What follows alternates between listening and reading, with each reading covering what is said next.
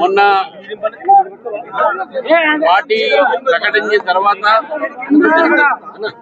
ఈరోజు రాష్ట్ర కార్యాలయంలో నేను ఛార్జ్ తీసుకోబోతున్నాను. కిషన్ రెడ్డి గారి యొక్క నేతృత్వం గత అనేక సంవత్సరాలుగా మన తెలంగాణ రాష్ట్రానికి బీజేపీకు వారి మార్గదర్శనము వారి నాయకత్వం దొరికింది.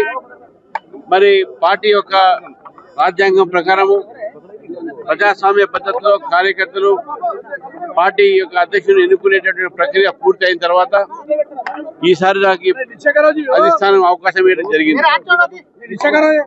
ఈరోజు భాగ్యలక్ష్మి మాతా టెంపుల్ కు ఇక్కడ ఆశీర్వాదం తీసుకున్నాను. మిగతా రాజకీయ అంశాలు నేను అక్కడ స్టేట్ హౌస్ మాట అయినప్పటికీ కూడా ఈరోజు భాగ్యలక్ష్మి యొక్క మందిరానికి వచ్చి ఇక్కడ చాలా మంది కార్యకర్తలు ఇక్కడ వచ్చారు. మరి వారి భాగ్యలక్ష్మి గారి యొక్క పూజ చేసి వారి ఆశీస్సులు తీసుకొని తెలంగాణలో భారతీయ జనతా పార్టీ పెరగాలి. దేవి ఆశీస్సుతో పాటు తెలంగాణ ప్రజల ఆశీస్సులు కూడా మాకు అవసరం.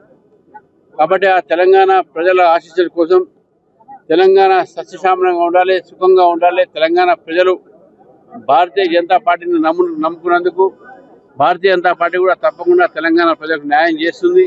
మరి ఆ శక్తి ఇవ్వాలని చెప్పేసి కూడా భాగ్యలక్ష్మి దేవాలయంలో కోరడం జరిగింది. మరి అందరికీ కూడా అందరి కార్యకర్తలకు పత్రికా విలేకరులు అందరికీ కూడా నేను ఈ సందర్భంగా ధన్యవాదాలు చెప్తున్నాను.